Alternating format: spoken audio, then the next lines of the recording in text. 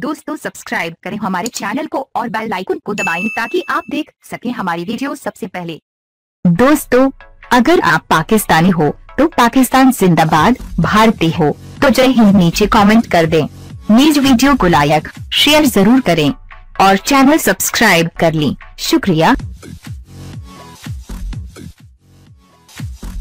पाकिस्तान और ऑस्ट्रेलिया के माबैन 2 टेस्ट मैचों की सीरीज का पहला मैच दुबई क्रिकेट स्टेडियम में खेला जा रहा है, जहां आज मैच के पहले दिन पाकिस्तानी बल्लेबाजों ने शानदार खेल पेश किया। पाकिस्तान के दोनों ओपनिंग बल्लेबाजों ने टीम को परएतिमाद आगाज फराहम किया और पाकिस्तानी ओपनर्स मोहम्मद हाफिज और इमाम उल हक के माबैन 205 रन की शराकत हुई। इमाम उल हक 76 जबकि मोहम्मद हाफिज 126 रन बनाकर आउट हो गए हैं। इस वक्त क्रीज पर हारिस सुहेल मौजूद हैं और उनका साथ नाइट वॉचमैन मोहम्मद अब्बास दे रहे हैं।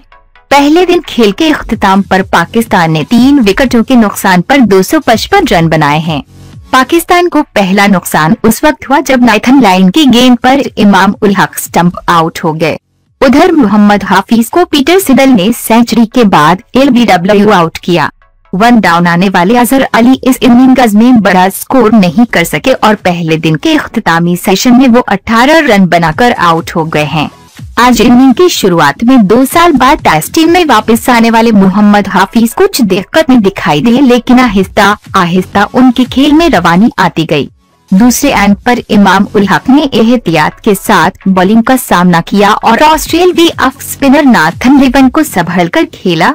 पाकिस्तान कल अपनी इनिंग 255 रन 3 खिलाड़ी आउट पर दोबारा शुरू करेगा। मैच में पाकिस्तान की तरफ से बिलाल आसिफ जबकि ऑस्ट्रेलिया की तरफ से Aaron Finch, Travis Head, allrounder Marnus Labuschagne ने डेब्यू किया।